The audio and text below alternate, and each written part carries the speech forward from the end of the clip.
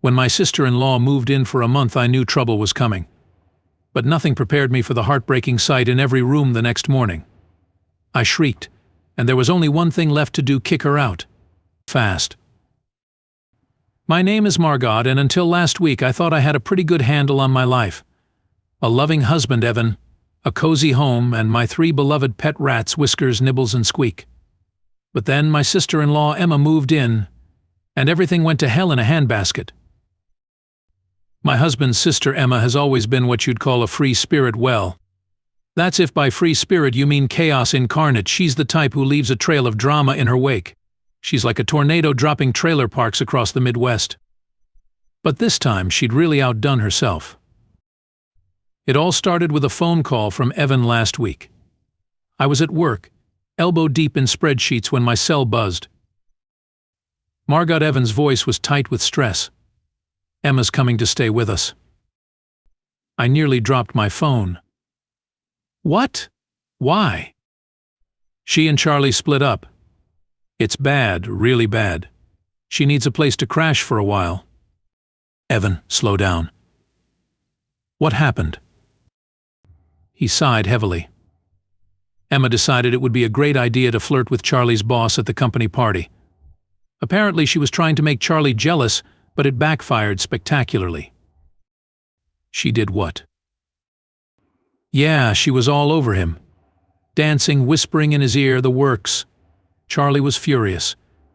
"They had a massive blow-up in the parking lot, and now she's been kicked out." I pinched the bridge of my nose, feeling a headache coming on. "Your sister is unbelievable. How long is a while, Evan?" "A month, maybe 2. Come on, Marge, she's family."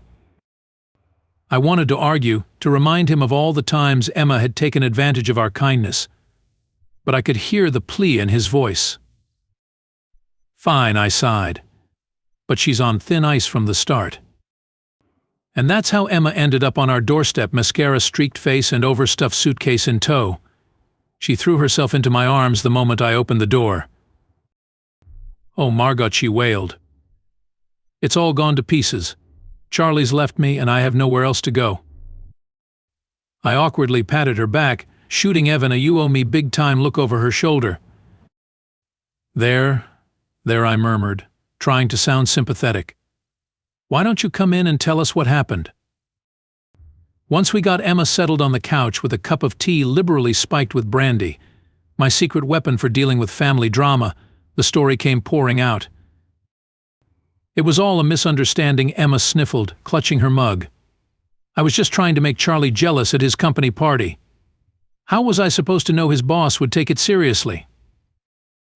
I shared a look with Evan, who seemed to be regretting his decision already. "Emma," I said carefully, "are you saying you flirted with Charlie's boss on purpose?" She waved a hand dismissively. "Oh, it was harmless. Just a little dancing, maybe a few whispered words.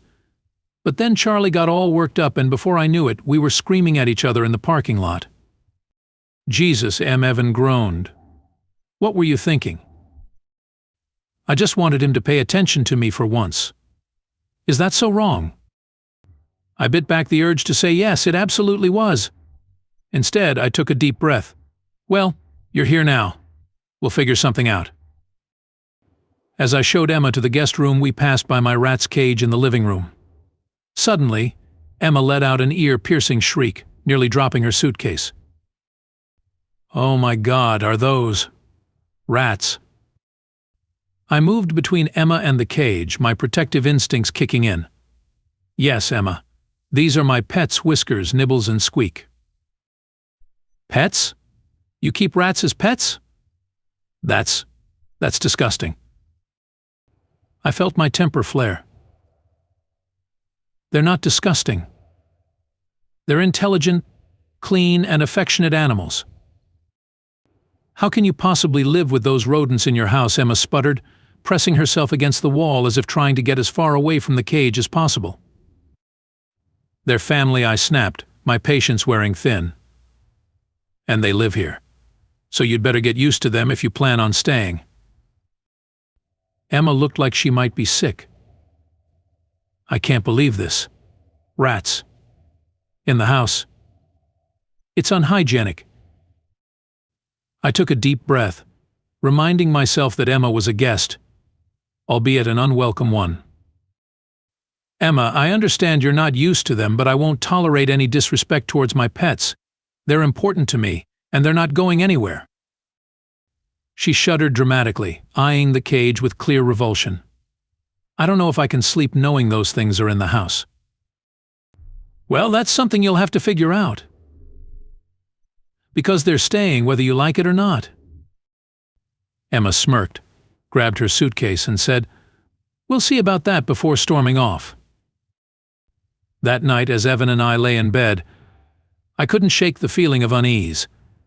I don't know about this. Emma's never been the easiest person to live with. I turned to him. Evan sighed, pulling me closer. I know, but she's my sister. We can't just leave her high and dry. Evan, I love you and I know you want to help her. But we need to set some ground rules. She can't just waltz in here and disrupt our lives. You're right. We'll talk to her tomorrow and lay down some boundaries. I wanted to argue more, to point out all the times Emma had burned us before. But instead, I just nestled into his embrace, hoping against hope that this time would be different.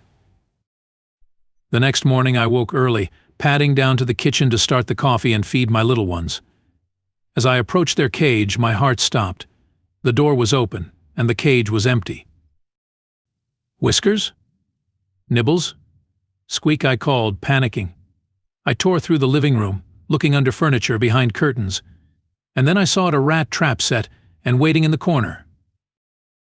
I was horrified as I looked around and saw another one in the hallway and yet another in the kitchen. It was a nightmare. Rat traps were everywhere, in every room of the house. Fuming, I stormed to the guest room, flinging open the door.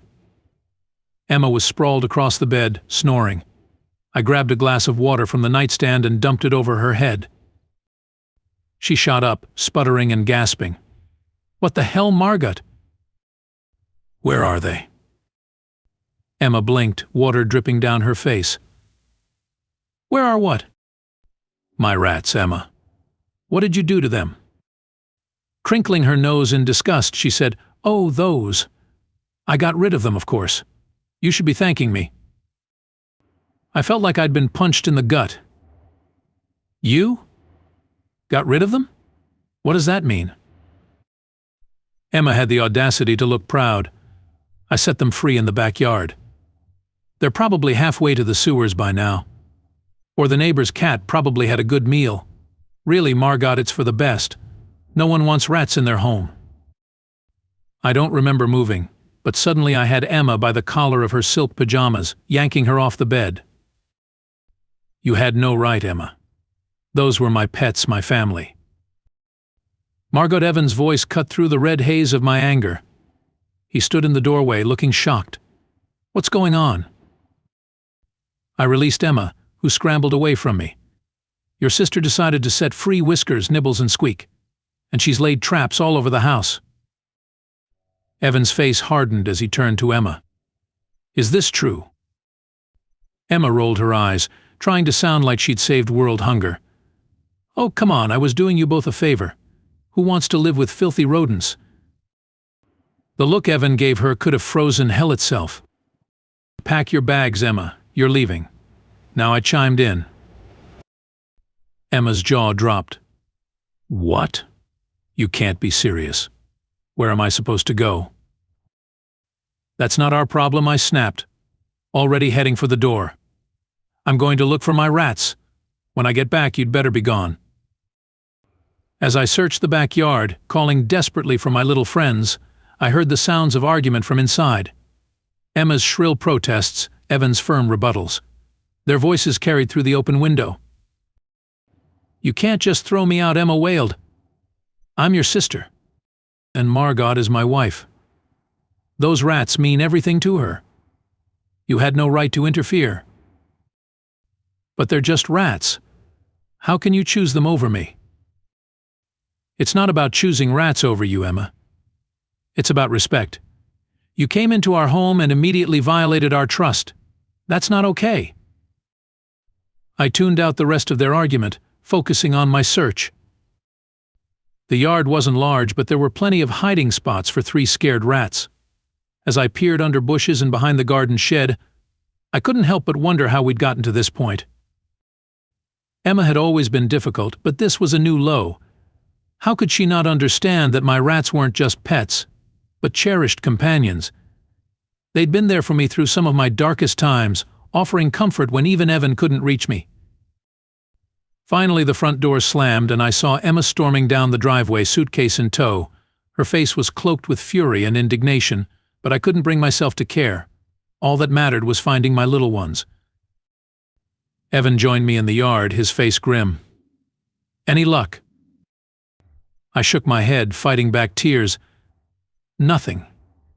They could be anywhere by now. He pulled me into a tight hug. "We'll find them, Marge. I promise. And I'm so sorry about Emma.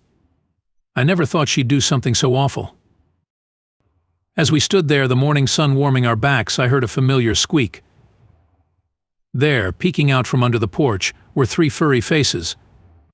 "Whiskers. Nibbles," Squeak, I cried, dropping to my knees. They scampered into my outstretched hands, chittering excitedly.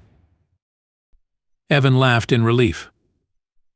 "Looks like they're smarter than Emma gave them credit for." As I cradled my little family, I couldn't hold back my tears of joy.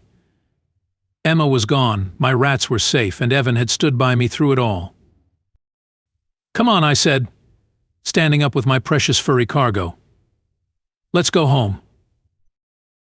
And as we walked back into our house, I knew that no matter what storms life might throw our way, we'd weather them together. Because home isn't just a place, it's the people. And yes, the rats who stand by you no matter what. Later that evening, as Evan and I sat on the couch, watching Whiskers, Nibbles, and Squeak explore their newly rat-proofed living room, I turned to my husband. "Thank you," I said softly, "for choosing us." Evan smiled, pulling me close. "Always, Marge. You and these little guys are my real family. Emma will have to figure out her own mess for once." As we sat there, surrounded by the gentle sounds of tiny paws and contented squeaks, I realized that sometimes the family you choose is stronger than the one you're born into. And I wouldn't have it any other way.